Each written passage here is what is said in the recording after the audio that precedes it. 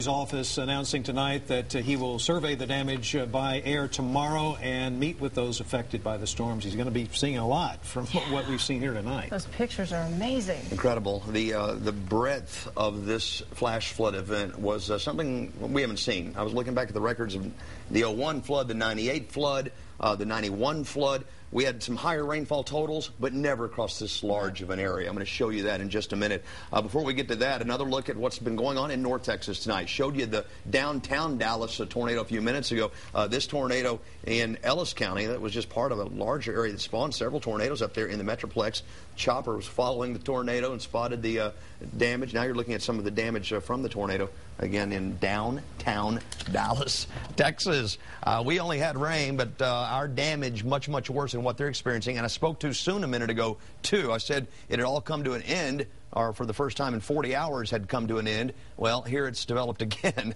This is some very light activity. We expected the possibility of some showers, maybe a few thunderstorms developing overnight, and a little bit is redeveloping there in Hays County and moving up toward the Travis County area, but that's all that's on the radar right now. Well, here's the big story, and this is what I was talking about a minute ago.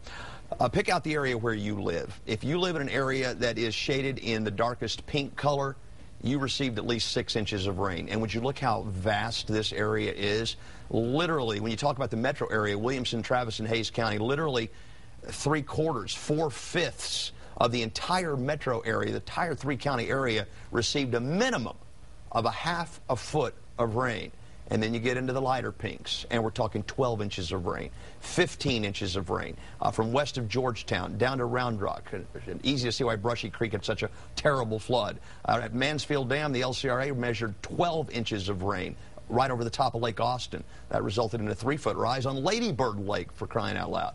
In West Austin, 12 to 15 inches of rain. And we have rain gauge, multiple rain gauge reports verifying this. Several of you told me you emptied your 5-inch rain gauge 3 times last night. I believe it.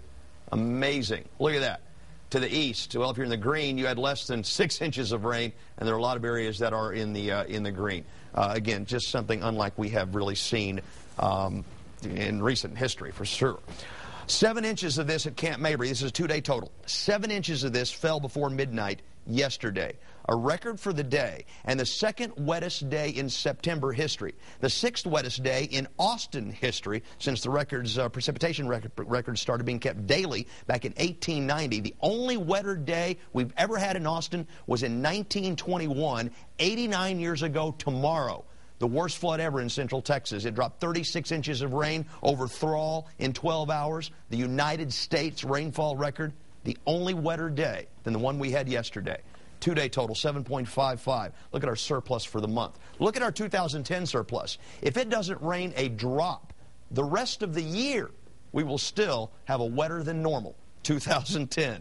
Temperatures around the area right now in the upper 70s to around 80 degrees. It's warm. It's muggy tonight. Look at that humidity. 90% humidity with a temperature near 80 degrees.